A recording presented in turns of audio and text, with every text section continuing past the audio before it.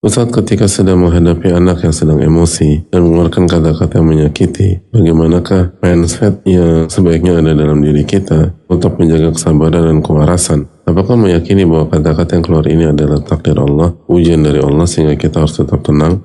Namun ada kalanya, terutama ketika ibu sedang lelah, akan sangat sulit sekali menahan diri. Ada kalanya juga saya lebih memilih diam untuk menahan diri. Namun ketika saya diam, anak saya justru semakin menjadi emosinya.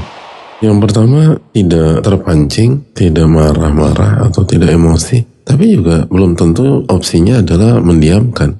Kan bisa tetap merespon dengan tetap tenang, tetap sayang, tapi nggak meledak, dan tetap mengedukasi bahwa ini salah, kata-kata tadi tidak baik, tapi dengan cara yang hikmah dan cara yang bijak.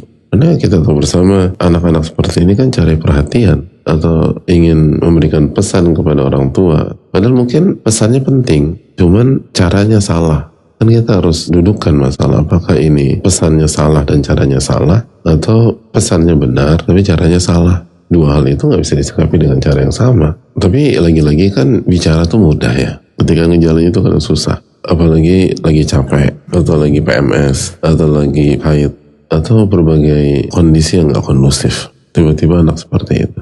Maka yang pertama kita harus lakukan tindakan preventif, yaitu dzikir pagi. Dan menggunakan waktu pagi sebaik mungkin dan seefektif mungkin. Karena waktu pagi itu menentukan. Waktu pagi itu modal menghadapi detik-detik berikutnya. Makanya ulama klasik kan mengatakan hari itu ibarat unta. Jika Anda bisa kendalikan kepalanya, itu seluruh tubuh Anda akan ikut. Kepala yang dimaksud adalah waktu pagi. Jika waktu pagi berhasil kita isi dengan kebaikan, amal soleh, ibadah, itu nanti sampai malam akan jauh lebih kondusif.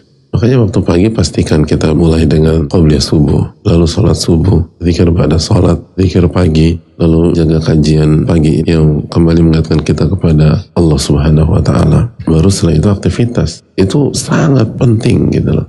Lalu yang berikutnya, fokuslah ke pencipta kita dan anak kita, bukan fokus pada kata-kata yang dikeluarkan oleh lisan anak. Yang membuat kita sakit hati itu fokus kita ke kata-katanya. Jadi kalau kita fokus berzikir dan ingat kepada Allah, maka kita akan lebih menggunakan energi kita untuk bagaimana mengedukasi anak ini. Bukan tenggelam dalam sakit hati, tapi bagaimana ke depan dia bisa mengekspresikan atau mengungkapkan dengan cara yang bijak dan baik. Makanya sebagian ulama mengatakan bahwa berinteraksilah dengan manusia dengan mengingat Allah. Jadi yang kita hadapi di hadapan kita atau horizontal, tapi fokus kita tuh ke atas langit gitu loh. Dan ingat bahwa innama amwalukum wa auladukum fitnah. Allah berfirman, sungguhnya harta kalian dan anak kalian adalah ujian. Jadi poin yang berikutnya, kita harus segera menyadari bahwa ini adalah ujian. Jadi kata-kata itu bukan untuk dibaperin, tapi kata-kata itu Allah takdirkan untuk menguji. Ujian kesabaran, lalu ujian zikir, lalu ujian bagaimana mendidik ini anak. Lalu yang berikutnya ujian keikhlasan. Karena salah satu yang menyakitkan orang tua adalah, oh tega dia bicara demikian. Saya kan ibunya, saya mengandungnya, saya mempertaruhkan nyawa untuk melahirkannya. Dan itu yang semakin buat kita sakit hati. Karena kita suka dengan saya, dan saya.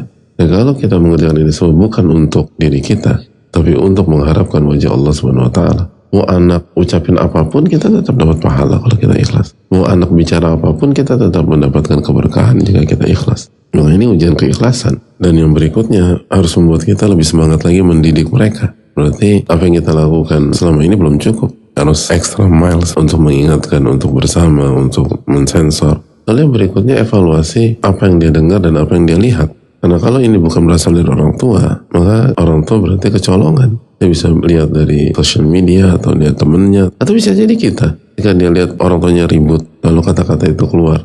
Jadi segera cari dia belajar kata-kata itu dari mana. Lalu banyak doa kepada Allah, doakan anak kita agar punya lisan yang baik. Dan bagi orang tua yang lisan anaknya kurang baik atau tidak baik, jangan berkecil hati. Dan seringkali kita lupa bercermin. Ada banyak di antara orang yang baik, orang yang soleh pada hari ini punya fase ketika itu lisannya nggak terkontrol. Tapi Allah kasih hidayah, Allah kasih taufik. Lalu dia bertobat, beristighfar, lalu dia tinggalkan seluruh kata-kata tidak baik tersebut. Kalau itu bisa terjadi pada orang tuanya, apa susahnya bagi anaknya? Jadi tetap optimis untuk mendakwahi. Dan jangan pernah doakan yang buruk buat anak-anak. Karena doa orang tua yang buruk itu diijabah. Sebagaimana doa yang baik itu diijabah oleh Allah.